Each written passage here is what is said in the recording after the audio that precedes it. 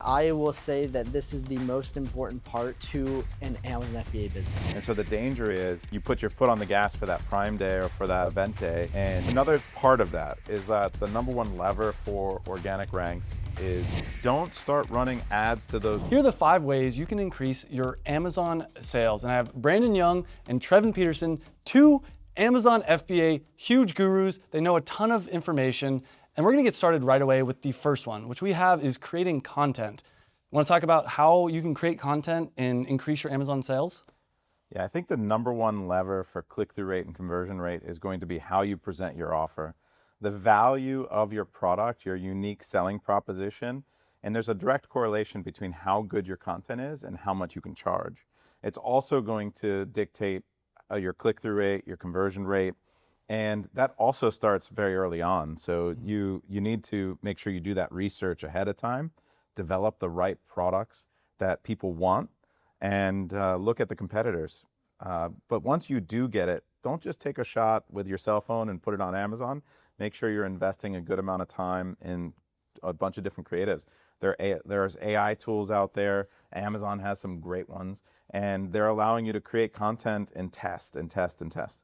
Yeah, now I'll add to the content side. It's the new thing. Like if you don't have good content, you are going to drop the ball in every facet of your business. And one thing that I like to use is Amazon influencers. And what you can do is you can get these influencers to actually get and leave shoppable video reviews that end up on your product listing.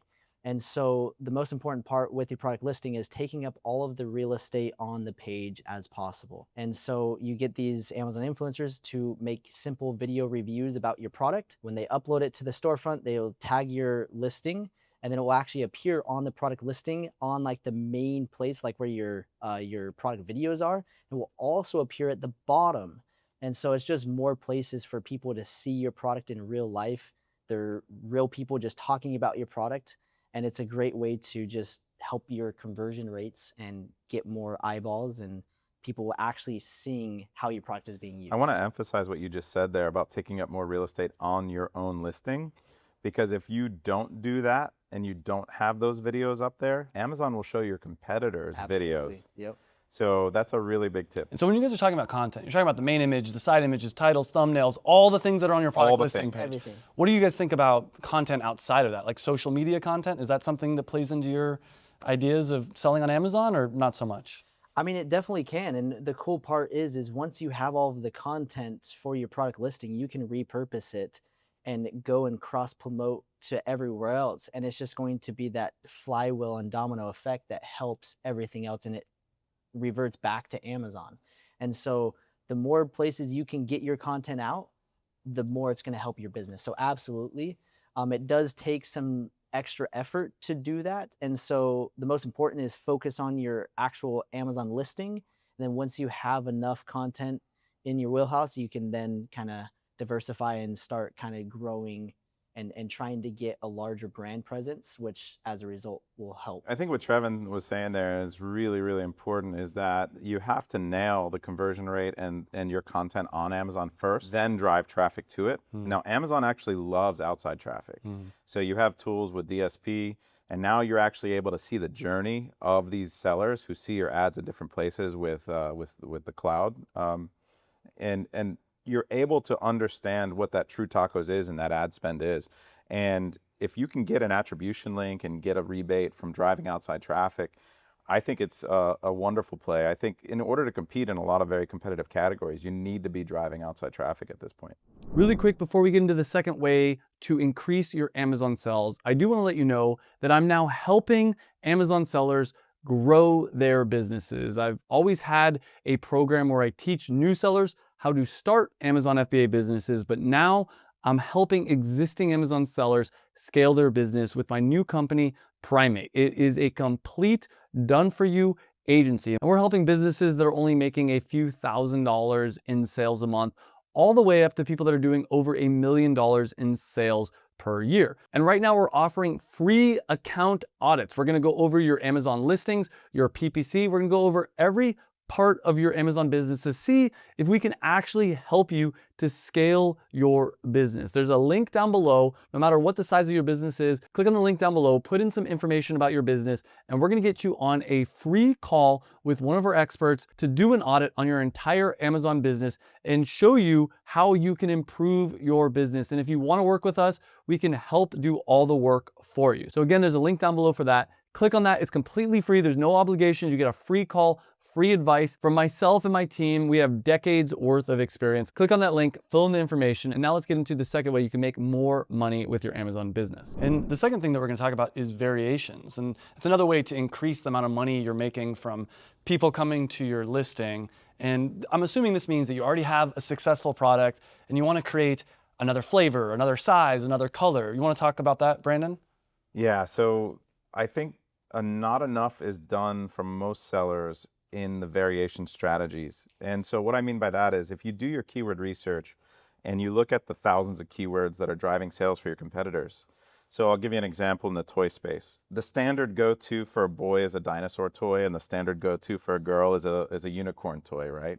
But if I do the keyword research and I look at the thousands of keywords that my competitors are getting some sales from, and I look at their variations, I might find that there's 5 or 6 keywords with a couple thousand searches a month combined as an aggregate for a turtle variation. And so what I can do is I'm not going to take advantage of that if I don't have a turtle variation. And so just by digging deep into the keyword research, I can say, you know what, it's worth it for me to drive a turtle or a sloth or, a rainbow or whatever those other keywords are showing me. So I can see that demand, because keywords in search volume are demand. And so what ends up happening, and I think the best strategy, the best way to think about it is if I can use every variation as a funnel of traffic, additional traffic into my main listing, then I can increase my overall sales. But not only that, I'm going to increase my overall conversion rate. Because what happens is if someone is searching for a turtle and I'm running an ad for my turtle variation that I have, and they click on it, they're far more likely to convert on that turtle specific keyword. I'm increasing my overall conversion rate and my performance. And so variation strategies to me are a very important way to increase your competitiveness, your overall ranks, your overall, lower your overall BSR and improve your overall organic ranks and your sales. I have a question for you. So I have one of my products is an electrolyte powder product, and we added a second flavor. The original is unflavored, selling very well. We added a lemon, and sales went up a little bit. But the question to me is, how many variations do I do? Do we do a blue raspberry? Do we also do a watermelon? Because I would guarantee you, we can take a look at the keyword research, and you're going to find blue raspberry. You're going to find cherry or strawberry. You're going to find different flavors in the keyword research that's going to lead you to work backwards from the data. Sure. And then you're going to be able to start funneling that in. Now, here's the key. Your hero might be the flavorless. That's the one that's driving the most sales. It's led to all your success. Don't start running ads to those generic keywords with those new flavors, because then you're going to spread your performance, and you're going to not be able to use the ads as the lever for your organic ranks. So what you want to do is use those as additional traffic into your listing and additional conversion into your listing. And so you might find yourself on keywords where you've kind of been stuck in the 5, 6, 7 range, but now you can jump to the third organic position, top of search, just by adding a variation or two. The third tip that we have is taking advantage of seasonal events. Trevin, you want to talk about this one? Yeah, absolutely. There are so many different times of the year. You got Prime Day, you got Black Friday, you got Cyber Monday, all of the different holidays. And there are so many different strategies that we can kind of dive into that will help you take advantage of those peak seasons. So you can have a PPC strategy that is targeting specific keywords for a certain event. And so, for example, let's say we got the Super Bowl and you sell kitchen plates. Those are going to fly off the shelves because people are getting ready for parties. And so you're going to want to find keywords for parties or big events or something that is related to that main event. Again, there's thousands of different events that are happening throughout the year. Prime Day is one of the biggest ones. And that's something that you'll want to be prepping for weeks, months in advance, setting up your different flash deals, lightning deals, You will want to make sure that you're ordering enough inventory to make sure that you're ready to run those deals. Prime exclusive deals. Prime exclusive deals. And then when it comes time to the actual seasonal event, there's so much excess traffic, you're going to have to make sure that you're managing ads properly. You might be spending through your budget in the first 2 hours of the day. And so that's something that you're going to want to monitor every single hour and make sure that you're not overspending or you're not underspending, or there might be a potential for this keyword and not over here. And so seasonal events, it is some extra work and effort. Another thing is with your creatives, we talked about content, you can get specific with your creatives. You can have certain images, for example, during the holiday season, showing that, like we're talking about toys, you want to be showing a mom giving a girl the unicorn whatever product and having both their faces and showing them, hey, this is a present, and having that in their image. Like leveraging seasonal events is like, there's so many different strategies. And yeah, we're just kind of scratching the surface, but those are a few. And so to do this, to recap, basically you have the seasonal event, let's say it's a Super Bowl party, you find the things people would be searching for, and you take those keywords and you're targeting them with Amazon ads. Exactly. And then and also changing the listing to make your it listing so that when they converts do higher. they're like, oh wait, this is perfect. Like, Yeah. just read my mind. Yeah, that's what I found is that Amazon is just a search engine. People are going to Amazon to search for something. They're going to buy the product that's like, yeah, this is a no-brainer. This is perfect for my Super Bowl party. Look at, there's a picture of a Super Bowl in the background. Like, duh, it's beautiful. The fourth tip is inventory management, which at first glance, you might not be thinking, how's this going to, increase my sales? But I'll let you guys talk about it. Why is inventory management so important for increasing your sales? Yeah, I will say that this is the most important part to an Amazon FBA business. If you don't have inventory and you run out of stock, your ranking goes down, you're missing out on sales, competition is coming in and taking over where you should be selling, and then it makes it so that you can't go hard on advertising on these different deals, taking advantage of these seasonal events. And so for me personally, this is probably the hardest part to Amazon, because it's just trying to figure out like, okay, do I order this amount or do I do this? But I just recommend ordering more than what you think. It's better to have more than less. But yeah, inventory, without it, you're toast. And I'm sure Brandon has a lot of experiences and other tips to help us out with this. Yeah, I think we have 400 or 500 active SKUs right now. So inventory management is one of the biggest pains we have. And oftentimes, to your point, I think that if you run out of stock for more than 30 days, the algorithm is accumulating a lot of negative history while you're out of stock. It's like zeros, right? And so when you come back in stock, you might not go right back up to that organic position that you were in. And so the danger is you put your foot on the gas for that Prime Day or for that event day, and you blow out of your inventory, and then you might have something that just hit the water that's not going to be in for 6 weeks. So you have to be planning and working backwards on your inventory into those deal days and be thinking 3 months and 6 months down the road. We try to keep a minimum of 60 days at Amazon at this point, and I think it might not even be enough anymore, simply because we want coverage around the entire country. We want to give them enough opportunity to put it in every market so that you can have organic ranks that are good in every zip code. And you don't want to have too low of inventory to take advantage of these. You never know when you're going to get a run. I honestly think, and if we're talking about current events, I think that the de minimis going away is going to be massive for Amazon and Amazon sellers. I think that this Prime Day will be by far the biggest Prime Day ever. And this is an awesome opportunity to start selling or expand your selling on Amazon. A lot of people are scared to order. There's tariffs, there's other issues. But I think that when people are fearful is the time to be greedy, as Buffett says. And I just want to add one more thing of the importance of having inventory. He kind of mentioned it, but the more inventory that you have at Amazon, the more customers have the opportunity to get next day delivery. And for me, when I shop on Amazon, I go and toggle it, and I want it within a couple hours, yeah, or I want it next day. Well, you're not unlike, so this is actually measured. Have you looked at your next day conversion rates? I bet it's so much better. It's so much higher. Yeah, you can actually pull reports and see it. I actually didn't know that. So your next day delivery zip codes versus your like 2-day Prime it's more than double the conversion rate. And so yeah, if you have a bunch of inventory, then it your gives conversion Amazon an rate is opportunity. better. that Oh, you yeah. can push at, like everything just works better. And it's so interesting because I'm like, what was that big spike? And then when you look at it, it's like, oh, I just had a ton of inventory check in, Exactly and right. it's going out like wildfire because Mm. of the next day delivery. People want it now. People don't want to wait, even when it's 2 or 3 days. People don't want that. Which is People want it now. another reason Amazon's going to win in the long run, right? People don't want to wait 2, 3, 7, 10 days for a Yep. product. They were more willing to do it when the products were cheaper. Mm. But now that everything is going to get taxed on the way in, they're going to be paying the same price, but they want it instead. They're going to trust Amazon, they're going to trust Prime, and they want it. Now, People are willing to spend more. they're even willing to spend. Like I'm willing to spend me more for too. sure. Like Yeah. I'll have the same exact products, and it's like, oh, I can Next get this day one versus next day. tomorrow. Boom. Yeah. I'll So, or pay same day. $50. Yeah. 100%. I'll pay a few extra dollars. Yeah.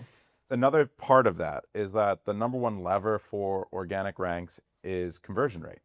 So if you think about like the way that Amazon's ranking algorithm works, and I'm going to get into the weeds here, but it's basically performance times your indexing. And if your indexing is solid and Amazon knows what you're selling, then that's taken care of.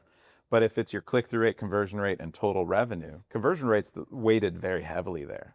So if you have a ton of inventory and you're giving Amazon an ample opportunity to get your inventory into marketplaces and you can get next day, that's going to increase that conversion rate significantly. So like I said, I think 60 days is too little. I've got to go back to my team and maybe go up to 90 days of inventory. And that brings us to the fifth way to increase your sales, and that's Amazon PPC. And I've found personally that you can launch a product, you can have some success without PPC, but to get from level 1 to level 100, I'm assuming you guys probably need PPC. What are your thoughts on PPC? Yeah, PPC is by far the number one lever for organic ranks.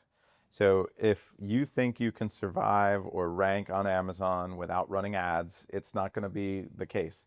And so the mistake that a lot of sellers make is that they try to optimize or over optimize their ads with some arbitrary number for profitability, ACoS, or conversion rate.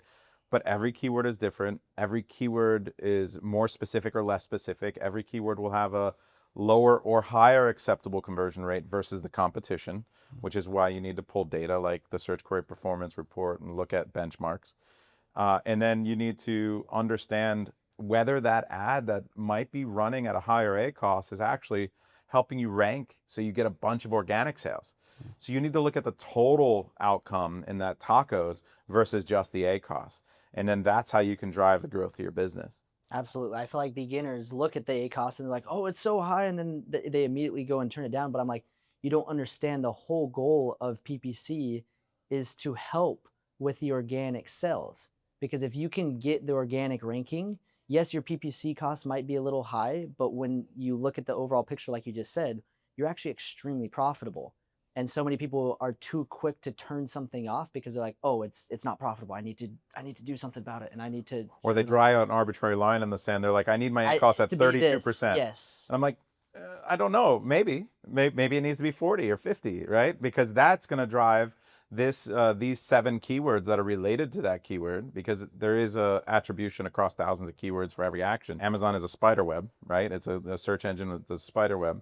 And so you might actually be driving 20,000 extra searches a month organically, which lead to, hundreds of clicks and dozens or even hundreds of sales. Also, sorry to cut Yeah. you off, the category and the product itself is important because some products people reorder. And so it may cost you 100% ACoS to get one customer, but if they can come back and they like your brand or they like your other products, well, now that 100% ACoS, the next time they buy it, it's completely free. You're talking his language here with LTV, and you're Yeah. talking about like, what is my acquisition cost? Well, so that's what I want to get into. How do you test to make sure you're not losing money? Because we're saying, we want to spend money. It's okay if you're losing money on the ads because you're making it up on the organic. But how are you testing that? How do you know? Or I'm tracking. So Yeah.